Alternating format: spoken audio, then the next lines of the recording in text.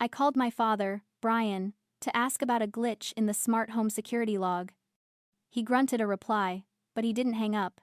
The line stayed open. I heard the rustle of silk, and my mother, Monica, laughing in the background. Then came the words that reorganized my entire reality. "She is just the placeholder until we cash out," he said, his voice clear as a bell. "Once the loan hits, we push her out." I froze. Standing in my own kitchen, I realized I wasn't their daughter or the owner of this estate. To them, I was just an obstacle. Drop a comment and let me know where you're listening from and what time it is for you right now. I'd love to know who's part of our community. I didn't slam the phone. I didn't scream. I simply tapped the red icon and ended the call with the precision of a surgeon closing an incision. The silence that rushed back into the foyer wasn't empty, it was heavy, suffocating under the weight of the truth I'd just excavated. I stood there, my hand resting on the newel post of the grand staircase. I knew the grain of this wood better than I knew the lines on my own palm. I had spent 5 years bleeding into this mahogany. I stripped the varnish myself, breathing in dust and mineral spirits while my parents were out networking at brunches I paid for. I sourced the period-correct brass fixtures from salvage yards in 3 states. I learned to repoint brick because the contractors quoted me a price that would have broken my budget, and I refused to cut corners. To Brian and Monica, this Victorian mansion was a stage set. It was a prop they used to convince their dwindling circle of investors that they were still the titans of industry they pretended to be in the 80s. But to me, it was sweat equity. It was a tangible proof of competence, in a family defined by smoke and mirrors. I looked up at the crown molding I had hand-painted on a ladder 3 Christmases ago, while they complained that the heating bill was too high. They saw a legacy they felt entitled to inherit. I saw a structural failure. I rubbed my eyes, trying to summon the tears a daughter is supposed to cry when she realizes her parents are parasites. But the tears didn't come. Emotion is just bad data in an audit, and right now, I needed clarity. This wasn't a heartbreak. It was a liability assessment. My relationship with them was no longer familial. It was a condemned wing of a building. And in my line of work, when a structure is unsound and threatening the integrity of the foundation, you don't paint over it, you demolish it. I walked into my study, the one room they rarely entered because it smelled like work, and opened my laptop. The screen glowed to life, illuminating the only reality that mattered now. The deed. I pulled up the county records. There it was. Owner, Julia Bennett. Sole proprietor, 0 liens, 0 cosigners. They thought they were the board of directors, but they were just squatters with a sense of entitlement. I opened a new message window. I didn't text my friends for comfort. I texted Ethan. He was a shark of a broker, the kind of guy who moved high-value historic properties before they ever hit the MLS. He knew the value of what I'd built because he'd tried to buy it from me twice before. I typed 3 sentences. Active immediately. I want to sell. Off market. Cash only. You have 72 hours. I hit send. The phone buzzed immediately with his reply. Done. I closed the laptop. The vibration in my chest wasn't panic. It was the hum of the bulldozer engine starting up. The renovation was over. The demolition had begun. The next morning, the kitchen smelled of espresso and delusion. Brian and Monica were dragging their vintage Louis Vuitton trunks, the ones they'd bought in the 90s when their credit was still AAA, into the foyer. They were giddy, vibrating with the kind of manic energy that usually precedes a financial crash. Venice to Athens, my mother announced, adjusting a silk scarf that cost more than my first car. The royal suite, $35,000, Julia. We deserve this. She didn't look at me when she said it. She looked at her reflection in the hallway mirror, practicing the face she would make in all the selfies she planned to post. This was the golden image they lived for. To the outside world, they were the eccentric, wealthy patriarch and matriarch of the Bennett estate. To me, they were squatters with a platinum card. 35,000, I repeated, my voice flat. That's a lot of liquidity. You have to spend money to make money, my father said, clapping a hand on my shoulder. It felt heavy, like a yoke. Big things are happening, Jules. When we get back, The cash flow won't be an issue anymore. He winked. He actually winked. He was talking about the loan he thought he was getting against my house. He was spending the equity I had built before the ink was even dry on the fraud he'd committed. My mother breezed past me and slapped a piece of heavy cardstock onto the granite island.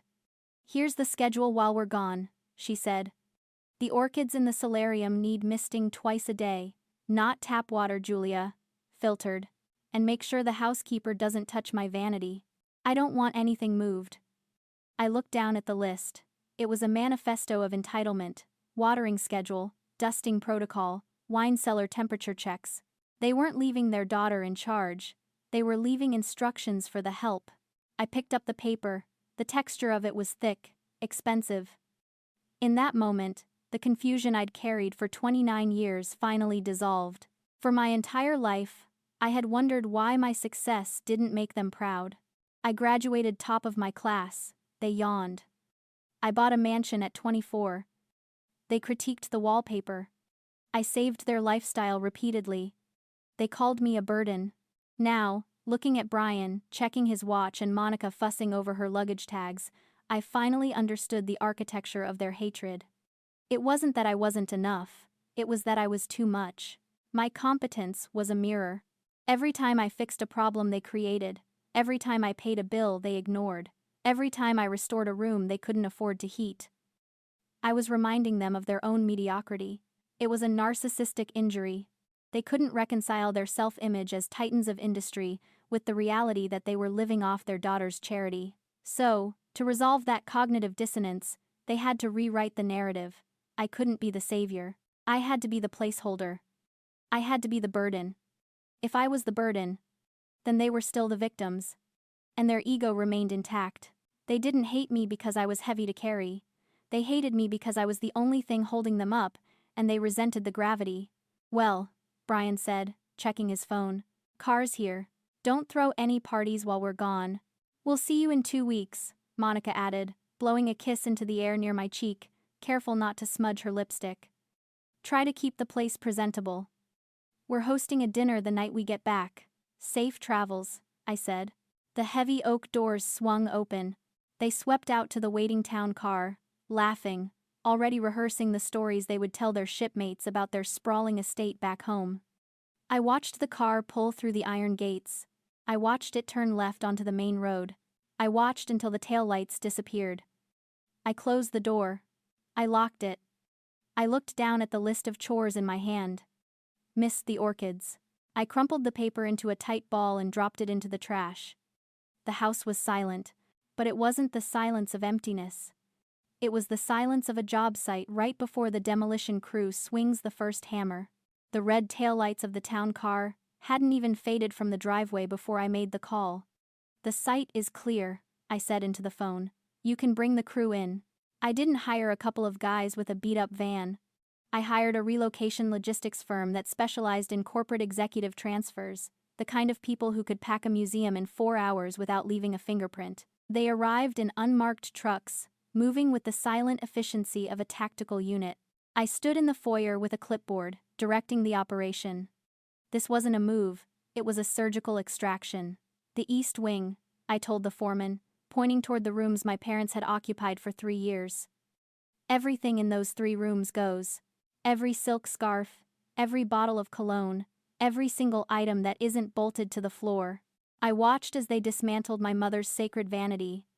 The bottles of imported serum she claimed were essential investments were wrapped in bubble wrap and placed into uniform brown boxes. My father's humidor, his collection of golf clubs he hadn't swung in a decade, it all went. I didn't throw their things on the lawn. That's what an angry daughter does. A professional property manager secures the assets. I had rented a climate-controlled storage unit on the edge of town, Unit B42. I prepaid for 6 months. It was a generous severance package for 2 employees who had been stealing from the company. By noon, the East Wing was empty. The vacuum lines on the carpet were the only evidence they had ever been there. Then came the staging. I walked through the rest of the house, tagging items. The antique dining table I restored? Asset. The chandeliers I rewired? Asset. The art I curated? Asset. Everything that added value remained. Everything that smelled like their pretension was purged. Ethan arrived at 8 in the morning the next day. He didn't come alone. He brought a representative for a tech CEO from Seattle who had been looking for a turnkey historic property in the district for months. The walkthrough took 20 minutes. The house spoke for itself. It whispered competence, history, and structural integrity. Cash, the representative said. Standing in the library. No contingencies. 7-day close. Accepted, I said. I signed the paperwork on the kitchen island where my mother had left her list of demands just 24 hours earlier. The pen scratched against the paper. A sound louder than any scream I could have let out. With that signature, the Bennett estate ceased to exist. It was just a parcel of land, and a pile of bricks again. But selling the house wasn't enough. I had to disappear. I drove to the bank and closed the joint accounts they had pressured me into keeping for emergencies. I drained the funds I had legally contributed and left the rest, which was exactly zero. Then I went to my service provider. I didn't just block their numbers, I canceled my line. I handed over the phone I'd had since college, the number they used to summon me for errands and money transfers. I watched the clerk toss it into the recycling bin. I walked out with a new phone, a new number, and a new encrypted email address. By the time Brian and Monica were sipping Aperol spritzes on the deck of their cruise ship, toasting to their upcoming windfall, the daughter they planned to exploit had ceased to exist. I was a ghost, and the empire they thought they ruled was nothing but an empty shell, waiting for the new keys to be cut. 2 days before the final papers were set to be countersigned, my new phone buzzed. It was the title officer, a woman named Sarah, who spoke with the clipped efficiency of someone who spent her life mitigating risk. "Miss Bennett," she said, "we have a problem with the preliminary title report.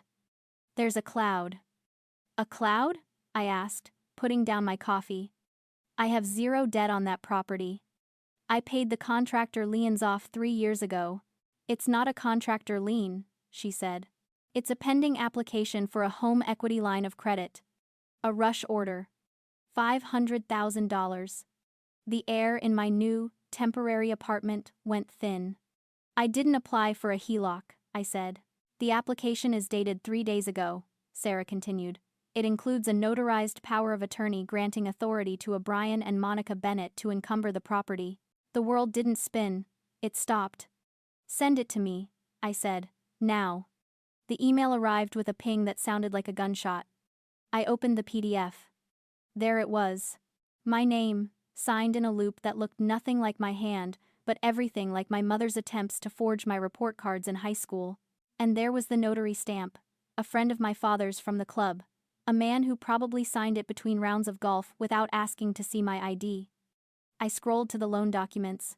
They hadn't just applied for a small safety net. They had applied for $500,000 against the equity I had built. They weren't planning to pay it back. They were planning to drain the house dry, let the bank foreclose, and leave me with the wreckage while they lived off the cash. The big things happening. The cash flow comments. It wasn't a business deal, it was a heist. I stared at the screen. The last microscopic thread of guilt I had been holding onto. The quiet, nagging voice that said, "Maybe you're being too harsh. Maybe they're just irresponsible parents," snapped. It didn't break with a whisper. It broke with the sound of a vault door locking. This wasn't familial dysfunction. This was a felony. I didn't call my parents. I didn't scream into a pillow. I picked up the phone and called Sarah back. "It's a forgery," I said. My voice was steady, terrifyingly calm. "I am challenging the validity of the power of attorney. I am filing an affidavit of forgery immediately." "If you do that," Sarah warned, "the lender is legally required to refer the matter to the district attorney's office for fraud investigation. It becomes a criminal matter." "I know," I said. "Are you sure you want to proceed? These are your parents." I looked at the signature on the screen. It was an insult. It was a declaration that my financial future was nothing more than fuel for their ego. "They aren't parents," I said. "They're identity thieves who share my last name. Flag the file, kill the loan, and attach the fraud alert to their credit profiles." "Understood," Sarah said. I hung up. Then I called Ethan. "The title is clean," I told him. The fraudulent lien hasn't been recorded yet, it's just an application. We close today. Before they land. You're sure? Ethan asked. Never been more sure in my life. I printed the forged documents. I didn't shred them. I placed them in a crisp manila folder.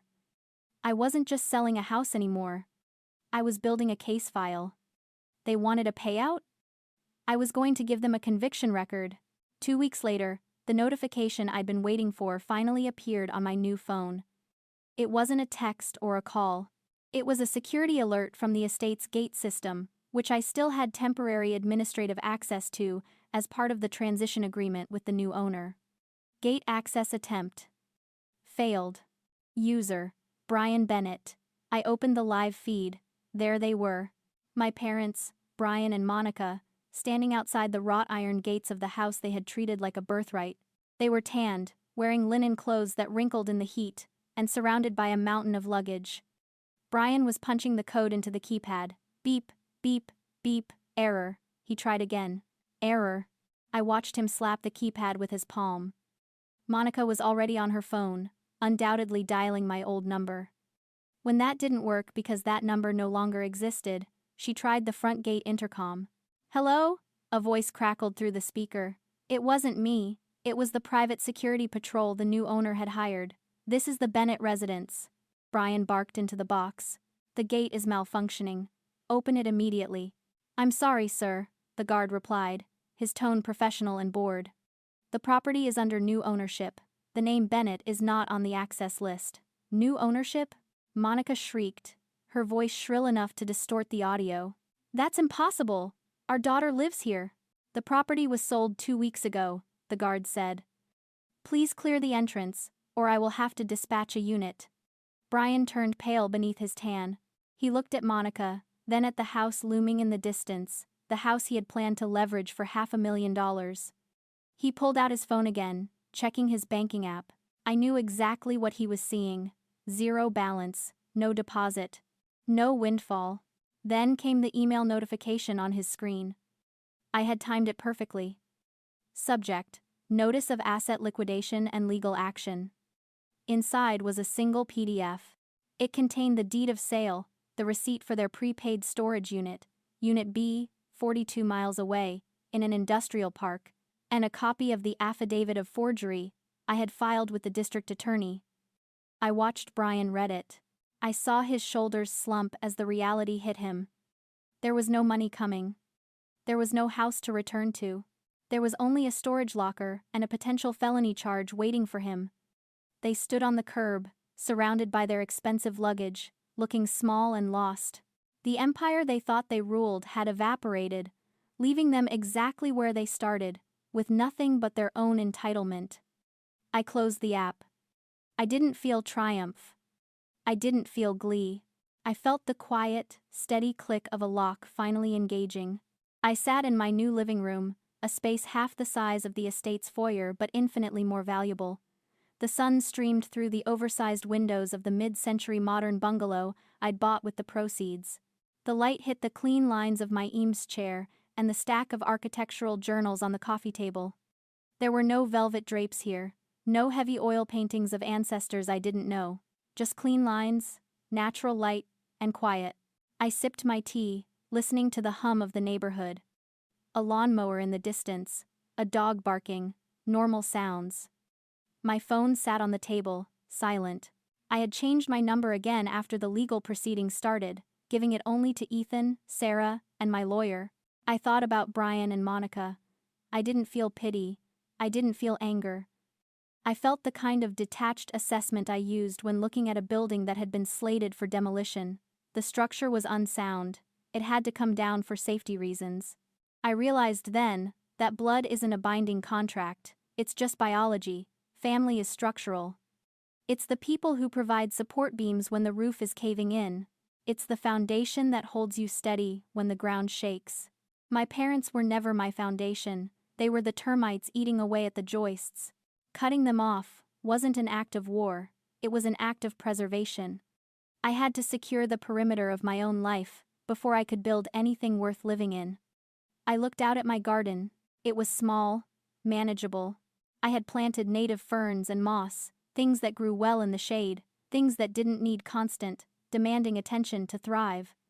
I wasn't the daughter of a dynasty anymore. I wasn't a placeholder. I was the architect of my own peace. And for the first time in 29 years, the structure was sound. If you've ever had to rebuild your life from the ground up to find your peace, tell me your story in the comments. I read every single one.